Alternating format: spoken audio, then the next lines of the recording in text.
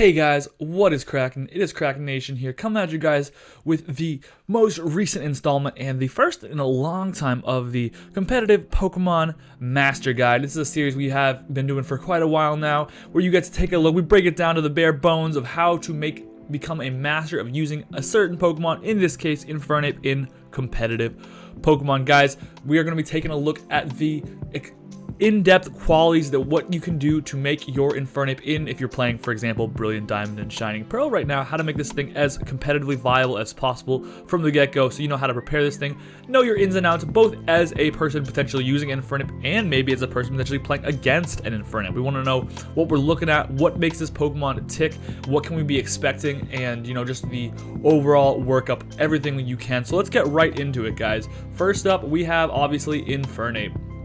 So, firefighting type, one of the best offensive Pokemon typings in the game.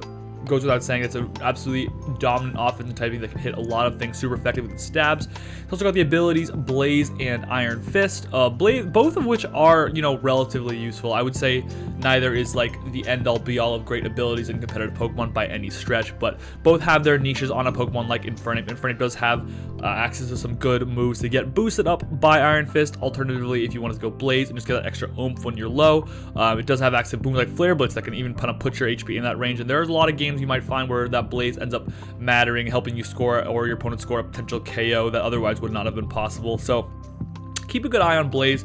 Definitely is not an ability that should go taken lightly. Taking a look at the stat breakdown for an Infernape, pretty interesting how this is like a Pokemon that has perfect mirrors on every single stat point. HP, defense, and special defense, obviously 76 and 71, they're respectively going to leave a lot to be desired. Infernape is not planning on taking a lot of hits, and if you are trying to take a lot of hits with Infernape, you may be doing something incorrectly, so don't be banking on your Infernape, living for that long in an average fight. But you've got mixed offenses at 104. Neither is absolutely jumping off the page stellar, but very, very usable. We've seen a lot of offensive Pokemon in the past operate around those base 100s. It's like things like Jirachi, Mew, Manaphy. Base 100 is, like I said, you need to boost it up to really be hitting hard and kind of be a really respectable offensive threat, but it's nothing to shrug off, and your opponent will have to keep it in mind. Speed 108 obviously is its best stat, very good. It's definitely, I would say, an above average speed stat, well above average, but in competitive Pokemon in the modern metagame, depending on if you're playing in like a more Nat Dex style variety, or if you're playing in Brilliant Diamond, Shining Pearl, you may find that Infernape probably pretty fast in BDSP, probably not quite as fast nowadays in overall competitive metagame. 110, 115, 120, even 120 plus, 130 plus Pokemon are flying around all over the place, so 108 is unfortunately not what it used to be. But if you are playing a metagame focused around BDSP Pokemon specifically, you may find 108 is just a little bit better, a little bit faster compared to the Pokemon that you may be, matching up with an potential Infernape. Just keep that in mind. Speed, good, it was never great, and definitely may not be what it once was when this Pokemon first came out. So let's go ahead and break Infernape down with strengths and weaknesses, what you need to know when you're preparing for an Infernape, preparing with an Infernape. What does this Pokemon bring to the table, and what is it going to fall short if you're expecting from it, First up, let's talk about the strengths. We got, obviously, it would be remiss if I didn't mention, you got great coverage and powerful stabs. Firefighting, like I said earlier, a absolutely monstrous offensive combination, one of, if not the, probably just one of the best offensive typings in the game. Just going to be able to hit a lot of things very, very hard to resist both of these. So that's going to be very important, but also powerful coverage options here. Infernape's a Pokemon that has some good coverage options. You've got options to hit a lot of things that you wouldn't otherwise be able to. The only issue sometimes that it falls into with that, keep in mind, is that its offensive stats can be a little lackluster. So if you're not getting off those stab boosts, or you're not using really high base power moves, you may find that the coverage is falling just a little short. But anyways, still worth noting, you've got access to coverage, things like electric coverage, like Thunder Punch. You've got like Grass Knot, things like that of that nature, Earthquake, just to hit things that you may otherwise not have been hitting quite as hard. It's got good natural speed and access to priority, so it's got things like both Vacuum Wave and Mach Punch, so it's got both physical and special stab priority, which is huge. That's something really worth noting, because this is a Pokemon that is absolutely mixed through and through. It's a mixed breaker. It can run one direction, it can can go physical, it can go special, it can do both simultaneously better than most Pokemon. So it's got access to priority on both sides, making it very hard to predict. Good natural speed, like I said, 108, not great, but good natural speed makes it, with between priority and that, got a lot of ways to, put some offensive pressure on your opponent. It's got incredible versatility, and that makes it very unpredictable. Like I was just mentioning, like for example, you don't know if your Infernape is going to be hitting you with priority special move or a priority physical move. That makes it very hard to play around. You don't know until you see like the first attack come off what to be expecting from this Infernape. Even then, maybe you could be like, all right, well, this Infernape's been clicking like these powerful special attacks. Maybe I should bring in like my special wall, and then all of a sudden, boom, you fire off a coverage physical move, and it's like, what just happened? That's a really interesting way to kind of check and counter Infernape's relative answers in a competitive Pokemon match if you can bring those tools that allow it to break down those answers to one or side or the other. So this general versatility just makes it really hard to play against and predict, and that can be a really big asset in Infernape's toolkit. Access to multiple forms of setup is worth mentioning. It's awesome. The biggest two setup moves that, again, like I was saying, it's got awesome access to. Swords Dance and Nasty Plot are both amazing. Like I said, it's got priority on both sides. It's got the setup moves on both sides, so you're going to be able to have a lot of success running setup Infernape sets, and it's going to be unpredictable because, like, let's say your opponent, like I said, let's say they bring in the physical wall expecting the Swords Dance Infernape, but on that turn you click Nasty Plot. Well, they just brought in a physical wall, and you're about to fire off a huge fire blast. They're in a pickle. They're in a bind. This thing's going to get off a lot of damage guaranteed. That's going to beat you in a really, really good spot with your Infernape. But not only that, but it also has access to useful utility moves, and that's going to be really worth mentioning as well. It's got things like Stealth Rock is a big one, which is huge because you can run lead or use utility Infernape sets. You can without giving up too much offensive pressure. Infernape kind of ends up defining that offensive lead role in most competitive formats. So it's got things like Stealth Rock, Taunt is another option. U-Turn is really, really awesome because as you know, you can kind of hit hard and then get out of there if you need to. That's going to be very useful in almost all formats. So between, a few other setup options that it does have, I know it's like Bulk Up, Calm Mind. I think it also does get Agility. So you've got other options, but I think for the most part, the Swords Dance and Nasty Plot will be your best bets. Now we wouldn't be fair. We got to be fair here. We got to take a look at these downsides to using Infernape, what Infernape falls short in, and the first one's going to be paper thin defensive stats. Obviously, you've got a bad defensive typing to boot, so you've got a bad defensive typing coupled with a really bad defensive stat pool. So you're just do not plan on taking hits. If you are planning on taking a lot of hits, you are going to be in a difficult position. Now, there are some Infernape sets that you could try to catch your opponent off guard with. I don't want to be completely unfair here. It does get Slack Off, so it does have access to very reliable recovery, and you can run Calm Mind or Bulk Up. So there are some like you can run a max physical defensive, max HP Infernape set with like a Bulk Up or a Calm Mind or something, like a Calm Mind, kind of like capitalize on defensive options, and then you have Slack Off to get some recovery. And so while those do exist, overall they are far from ideal and will probably not be the optimal way to play Infernape in an average competitive match. So just keep that in mind. You're not going to be taking a lot of hits with your Infernape. It is versatile. The problem with that is this constant, jack of all trades, master of none is kind of the expression that comes to mind thinking of a Pokemon like Infernape, because while it is absolutely unpredictable and hard to know what's going to happen next when Infernape touches the field, rest assured most of the time, it won't be the best Pokemon at doing any one thing. Like, can it be a good physical wall breaker? Yeah, it can be a serviceable one. Can it be a good special wall breaker? Yeah, it can definitely be a serviceable one. Can it be a potential cleaner? Absolutely. Can it be a scarfer? Yeah. Can it be utility? But the thing is, when you have these distributed stats that let you do all these things in distributed move pool, the problem is, will you ever be able to wall break as well as, let's say, like a Tapu Lele? Probably not. Will you ever be able to sweep as well as like a Garchomp? Probably not. So you start to realize pretty quickly that when a Pokemon is this versatile, what it kind of like gains in unpredictability, it loses in specialization. So, when you see a Tapu Lele, for example, is the example that's on my mind right now, hit the field, it's going to be, this thing's going to wall break me. I know it's going to wall break me. How am I going to stop this? When you see Infernape, it's a little bit more of like, I just have to get a read on what the set is, and then it should be a little easier to answer from here because it's probably not going to be quite as effective as some other Pokemon may have been. So that's going to be the kind of, caveat to being really versatile, is you're going to struggle to be specialized and really effective in any one role. Finally, usable speed, but like I said earlier, it's not quite as fast compared to the modern metagame. Depends on what metagame you're playing. If you're playing in a BDSP, perhaps BDSP OU on Pokemon Showdown, you'll probably find this is actually pretty good. 108 will more than likely cut it in most of your average matches, but if you're in a more national dex-oriented metagame, 108 is pretty slow these days, honestly. You're not going to be hitting quite the speed tiers you want to hit, unfortunately.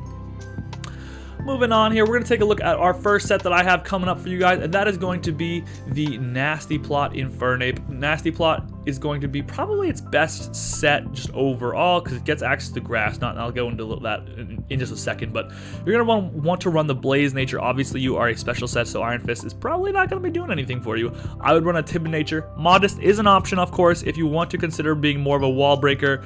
But just in general, because you are 108 speed, you want to make sure you're outspeeding those things like base 100s, and so you're going to probably want to stay with Timid, guys. I would definitely advise in competitive formats, Timid would probably be your best bet, especially because you're going to be running that Nasty Plot to boost up that special attack. 252 special attack, 252 speed, just pretty standard stuff. You can throw those 4 last EVs wherever you'd like. Nasty Plot's going to be just your go-to move as far as boosting up your special attack. And then, like I said, with Infernape, you've got a couple options. So you've got Fire Blast or Flamethrower. Obviously, most fire types can make this decision. Do you need immediate power or do you want more reliability? That's going to be that trade-off that only you can make for yourself. Overall, I think most of the time, if you're going to go Fire Blast, you probably will not want to go Focus Blast on the next spot because then you're kind of just missing all the time. But I think maybe like a Fire Blast plus Vacuum Wave or a Flamethrower plus Focus Blast combo. You know, try to mitigate some risk, give yourself a reliable out is probably how I would try to play this personally, but you do always have the out option, so keep in mind if you know, you want to run more power or play it safe. Like, kind of moving on to that next spot, Focus Blast or Vacuum Wave. These are functionally very different moves, so I put them together, but that's just because you kind of struggle to fit them all on one Pokemon. Infernape is a Pokemon that's so versatile and has so many different moves you want to run. Really struggles with 4 move slot syndrome. It's one of those kinds of Pokemon. So Vacuum Wave is going to be instead a priority move you could have if you really wanted to, boost up that special attack, and you could potentially clean out some teams with good Vacuum Wave, or a lot of Pokemon that are going to be fast, and Infernape very likely will be quite frail, and a lot of Pokemon are weak to fighting types. So priority Vacuum Wave, especially after a Nasty Plot boost and a Life Orb boost, could be very effective. Grass Knot finally is the coverage move of choice. Now there are a few other options, but I'm going to talk about Grass Knot here a little bit. Just I believe Grass Knot overall, the biggest deal is that it lets you hit those bulky waters and also bulky grounds that threaten Infernape. Obviously you have like a stab move that would hit both of those neutrally, so you can hit like your Focus Blast or like your Flamethrower on the grounds, but Grass Knot will probably be your best bet. A lot of the Pokemon are going to get hit for 80, 100 base power by Grass Knot usually, at least, and in those situations, it kind of helps mitigate Infernape's biggest threat, which are those bulky Pokemon that aren't threatened by its kind of mediocre to slightly above average offensive stats. So Grass Knot's going to be pretty useful in those situations. Definitely the move I would recommend given that information. Next up, we're going to be taking a look at a Swords Dance set. We're going to run item Life Orb again. This time we could run Iron Fist potentially based on the moves we choose to run in our coverage spots. I'm going to recommend for the exact same reasons I mentioned in the previous set. Jolly, again, same thing as Timid. You could run Adamant if you really, adamant about it. But overall, I would say Jolly just to make sure you are as fast as possible.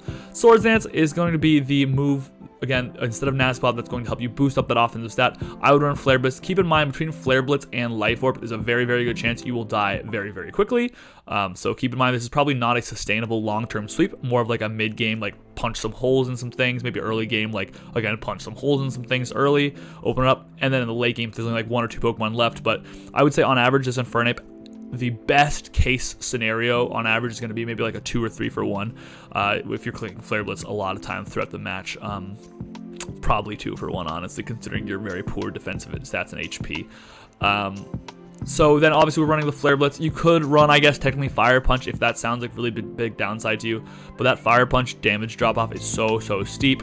I guess you could run Blaze Kick if you wanted to be somewhere in the middle, but again, Blaze Kick is still a really steep power drop off, and it's also got a little bit of a miss chance. So I would probably steer clear of Blaze Kick and Fire Punch, and I would probably just opt for Flare Blitz most of the time personally. Close Combat Mach Punch is kind of that trade-off again between if you want to go like Focus Blast and Vacuum Wave. Now obviously Close Combat doesn't miss, so it's a much better move overall than Focus Blast, but it does come with the downside of dropping your stats. I think overall that's not much of a downside because you probably were just getting killed by anything that was hitting you anyways. So I would recommend Close Combat here pretty comfortably. Definitely a good option. Mach Punch is an option if you really needed that priority move, but I think overall I would definitely opt for Close Combat, which is why I put it in the first spot. In the final spot, we can run some coverage moves. I put Earthquake and Thunder Punch here. These are both very viable options. You can try to find one that maybe works for you. There's a lot of other options in the world. There's maybe like a U-turn or even like a beat up or something. Like there's other options that you could put in that last spot.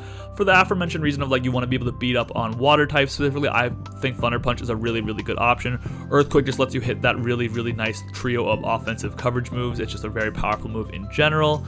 But honestly, what's also cool about a lot of these sets is if you really wanted to, and you knew you need to beat one specific thing, let's say you were in like a draft league match or something, and you had like a Infernape, but you knew your opponent had a Swampert to beat you, well, you could tech in a Grass Knot and still hit pretty hard without needing to drop down that stat. So you can kind of run a mixed set here between these two sets if you really wanted to. A lot of time that last spot can be whatever you need, and Infernape is really good at supporting those kind of versatile mixed offensive sets. The last set I want to talk about here with you guys is going to be an offensive lead Infernape. This is going to take it in a little bit of a different direction. We're going to stick with the Blades and Jolly here because there's going to be our best bets, but we're going to go with a Focus Sash. Like we said, Infernape tends to be pretty slow. Tends to be pretty fast, but tends to be pretty paper thin. I don't know why I said slow, my bad. So we're going to want to run a Focus Sash to make sure we reliably, hopefully in most lead matchups, get off at least 2 attacks. Stealth Rock is going to be a setup move that you can just quick on turn 1, get some chip damage throughout the course of the match for the rest of the game. Flare Blitz is really cool, again, in this set, because if you have 1 HP left, you can still get off a full power Flare Blitz. That's totally great, and a very powerful attack. Close Combat, like I said before, I would just run these 2 moves. This is going to be your best tandem of offensive coverage you can get. And finally, on the last spot, you could go U-turn or Taunt. Those are both really good options. There's probably others, a tech move if you wanted to, like a Thunder Punch or a Grass Knot is fine. And a lot of these sets also, U-turn is also just in generally an option. I do also want to mention some other sets that I haven't mentioned. On both the Nasty Plot and the Swords Dance variants, you could run like a Scarf and just get rid of the setup moves. So like if we just go back here real quick, like for example on this set, you can easily make this a Banded Infernape and just run Mach Punch or Thunder Punch. Just run that extra coverage move instead of Swords Dance and make this a Scarf set or a Band set. The same applies to the Nasty Plot set. You could run a Specs or a Scarf and just get rid of the setup move, make it an extra coverage move, and you're chilling. So that's another thing. Or just make a U-turn, honestly. U-turn's always going to be a really good option on most of those sets. So I just want to say, like, again, you could run a lot of these sets, but you could also run Scarf, Specs, all of that good stuff. So lots of options here. Finally, let's talk about team options and counters. So if you are planning on building with an Infernape, what are you looking out for? I think the first thing I want to mention is that teammates that can punish opposing water types are going to be really huge. That tends to be things like electric and grass types. Grass types are really good partners for Infernape, especially because they can deal with ground types also. They can come in on ground attacks, they can come in on water attacks. So you really want to look for maybe a good grass type, but also just in general good electric type to beat some water types is great. Just things that can beat opposing water types. Also psychic types can be an issue for Infernape as well, especially bulkier ones or faster ones can be really tough, so you want to be careful about those. Pivot partners that can bring in a frail Pokemon like Infernape for free is going to be really useful. So that's to say a slow pivot. So let's say for me, a Pokemon that comes to mind is a really good partner in Generation 4. So if you're in BDSP OU right now, a Pokemon that's a really good partner for Infernape would be Rotom Wash, because Rotom Wash is immune to ground attacks. So that's awesome. It also can beat up on opposing water types with Volt Switch and Thunderbolt. It can come in on water type attacks and ground type attacks, like I said, because it's resistant and or immune. So that's pretty awesome. And then it also is a slow pivot. So I think for me, like Rotom Wash is a Pokemon that comes to mind as a terrific partner to Infernape if you wanted to go down that road. Hazard Setters can help offensive Infernape, just in general, just helping it score some more kills. Because it's going to help you get that chip damage, break maybe some sturdies, some sashes here and there, but just in general help you get some chip damage and then kind of ease some of these rolls and offensive attacks that Infernape's clicking, make them more likely to connect and kill their intended target. kind of looking at some counters, if you're playing against Infernape, things you want to kind of keep in mind, what's going to be the best answers to it. Bulky Psychics and bulky Waters can pose a problem, as like Infernape's coverage options can be a little lackluster, like I mentioned earlier. Sometimes running these attacks tend to not hit as hard as you really want them to, unfortunately, because if they're not stab, they tend to fall off pretty quick, because Infernape doesn't have a really high base stat total, and it also kind of runs light on base power on these coverage moves in general. So something, for example, like a Rotom Wash is a really good answer to it. Infernape can click close combat and take a heavy chunk, so I don't want to say it's perfect, but something like a Hippowdon tends to be a really just big issue. Just these kind of like fat Pokemon that just can, if it can shrug off a hit and recover off the damage, which like Infernape's gonna really struggle with something like a Hippowdon in general, like a Suicune, just Pokemon that, you know, can take hits on really comfortably.